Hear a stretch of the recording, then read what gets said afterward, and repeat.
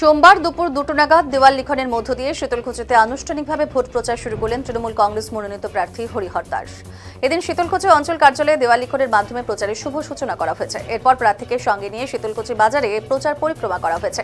বাজারের ব্যবসায়ীদের সঙ্গে কথা বলেছেন এবং তাদের সমস্যার কথা শুনেছেন হরিহর দাস এবং পাশে থাকার আশ্বাসও দিয়েছেন।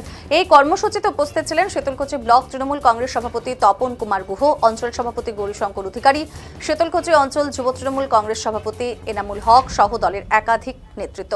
জানা গেছে, প্রার্থী ঘোষণার পর থেকেই জোর কদমে প্রচারে নেমে পড়েছেন হরিহর দাস।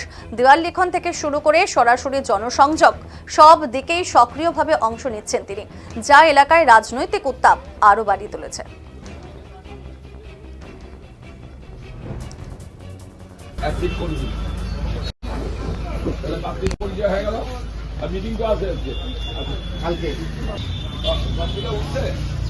Now,